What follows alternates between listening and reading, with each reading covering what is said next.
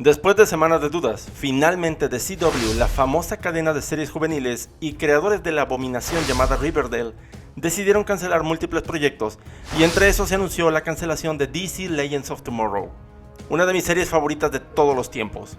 Y lo entiendo, mucha gente debe estar pensando que estoy loco, sobre todo porque en Latinoamérica Legends nunca encontró fanáticos. La mayoría de la gente le insultó por ser un programa ridículo, y es verdad, es ridículo, y ese es el punto.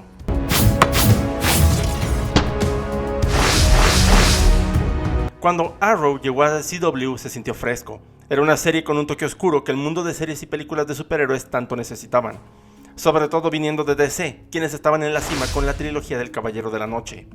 Arrow fue tan exitoso que rompió récord de audiencia para la cadena juvenil y rápidamente se vio la posibilidad de hacer más series de este universo. En el año 2 del Vigilante de Ciudad Starling entró Barry Allen como primer guiño a la serie de Flash, el primer gran spin-off. Pero no fue suficiente, porque The CW y la gente de DC Comics querían más. De ahí nació un concepto ligeramente diferente a lo que Flash y Arrow estaban haciendo, un concepto sobre viajeros en el tiempo.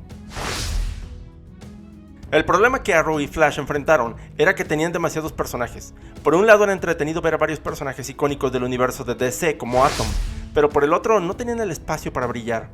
Así entonces, con estos héroes laterales, se decidió tomar un concepto olvidado del universo de DC, y algo que también se siente como una copia barata del Doctor Who.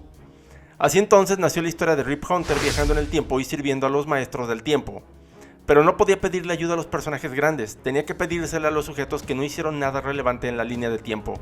Era una idea interesante, divertida, aunque también muy poco creativa. Guiño guiño. Pero con el tiempo encima, los productores decidieron empujar la existencia de este segundo spin-off de Arrow a través de un crossover entre la serie Flash y Arrow, donde se presentó a los principales personajes, los famosos Hawkgirl y Hawkman, enfrentando al temible Vandal Savage. Pero ese era solo el inicio. Y vaya que fue un inicio extraño. A diferencia de Flash y Arrow, cuyas primeras temporadas son las mejores, la primera temporada de la nueva serie nombrada DC Legends of Tomorrow no fue nada espectacular. De hecho, se notaba que los escritores no tenían idea de qué hacer. La trama se sobrecomplicó demasiado, algo que los escritores saben no deben hacerse con las ya de por sí complicadas tramas de viajes en el tiempo. Pero no solo era eso, era la falta de originalidad. La serie quería tomar las mismas ideas de Arrow, pero llevándolas a niveles más extremos, pero menos variados y hasta cierto punto aburridos. Todos los capítulos funcionaban igual. Los primeros minutos se hacía un plan que no se seguía y que después era arruinado por los mismos antihéroes, solo para ver más lore completamente sobrecomplicado y después tener una batalla final con música heroica. No había nada de por medio en este programa. Mientras que Arrow surgió como una historia del cambio que una persona vivió con base a su sobrevivencia en una isla peligrosa, y Flash era la versión alegre de una historia sobre un sujeto buscando su lugar en el mundo, Legends no tenía nada relevante que decir. La serie comenzó mal y durante la primera temporada las cosas fueron empeorando. Los personajes no hacían cosas lógicas, solo servían como vehículos de falsas narrativas huecas para presentar momentos que intentaban ser geniales, pero que fracasaban porque la audiencia no sentía empatía con los personajes, ni con las situaciones.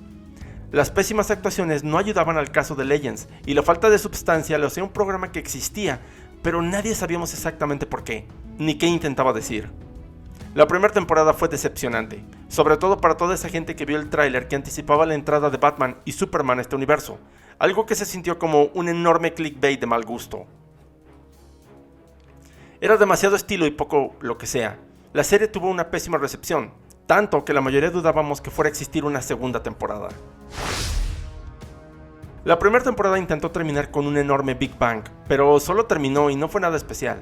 Así que hubo poco interés en una segunda temporada, y cuando comenzó, las cosas no eran muy diferentes.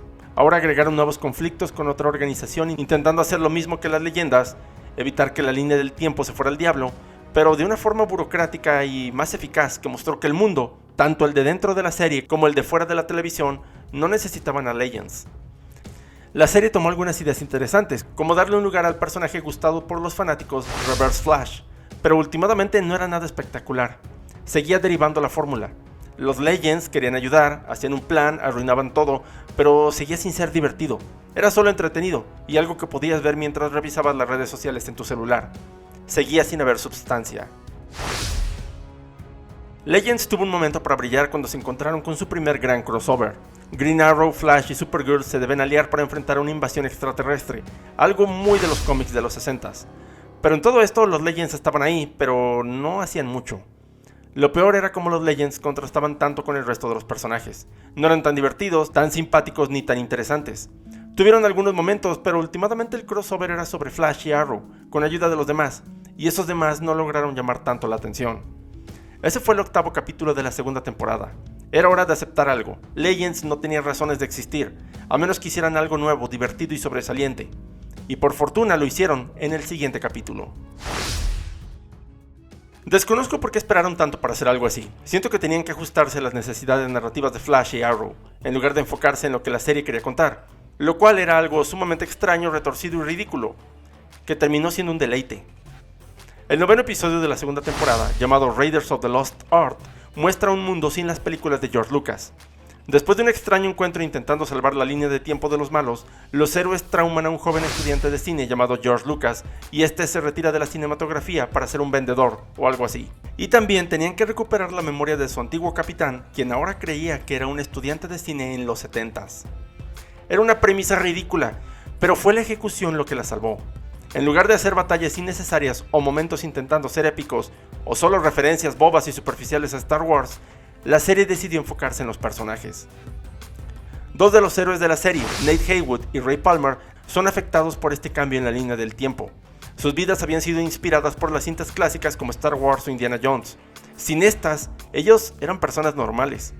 No eran héroes, no eran aventureros, eran solo personas aburridas. La búsqueda entonces no se trataba sobre mejorar al mundo o derrotar a los malos, sino darle confianza a George Lucas para hacer las cintas que lo convirtieron en una leyenda del cine y la cultura popular. Era una aventura sobre la importancia de lo que nos marca y define como personas, tanto para las leyendas como para nosotros, los que estábamos viendo un programa sobre viajes en el tiempo. Porque por primera vez sentimos empatía. ¿Qué pasaría si esa obra, libro, cómic, película, videojuego que te marcó y ayudó a definir lo que quieres hacer o lo que eres, no existiera? ¿Tu vida sería igual? ¿Te interesarían las mismas cosas? Esa pregunta tan simple que el episodio hizo a la audiencia, sin decirla directamente, creó esa empatía perdida. Creó ese vínculo entre el espectador y los personajes, y le dio substancia. Porque esta vez no debían luchar contra enemigos bobos ni contra carne de cañón. Debían hablar y debían buscar un punto medio para ayudarse. En estos momentos la serie cambió y encontró su camino, abrazando sus premisas ridículas y entendiendo de lo que se trataba todo. No era sobre ser superhéroes, no era sobre antihéroes, ni sobre los viajes en el tiempo. Era sobre los personajes. Desde ese momento la serie comenzó a empujar sus ideas, haciendo de momentos de la historia algo sumamente diferente, como cuando Ray Palmer y Io Barton viajan en el Apolo 11 y tienen que aliarse, o cuando se les unió Constantine con sus propios demonios, o uno de los mejores episodios que he visto de lo que sea, en Tagumo Attacks, cuando las leyendas deben ayudar al creador del género Kaiju y le dan inspiración para las películas de monstruos. Legends entendió que no debía ser seria, que no debía aspirar a ser solo otro Flash o Arrow, y que lo que estaban mostrando no tenía mucho sentido. Eran premisas ridículas, y en lugar de desbaratarse como Flash y Arrow lo hicieron para sus respectivas cuartas temporadas, Legends decidió abrazar su ridiculez. Con eso mejoraron las actuaciones, la escritura y el compromiso, creando un programa con corazón y creatividad como ninguno. Incluso haciendo chistes autorreferentes o comentarios que rompían la cuarta pared para intentar mostrar cómo nada de lo que pasaba tenía sentido, y no debía tenerlo. Solo debías estar ahí, pasando un buen rato, riéndote, divirtiéndote y transformándote al lado de los peores héroes de la historia en una leyenda. Well, I asked and they said hard pass.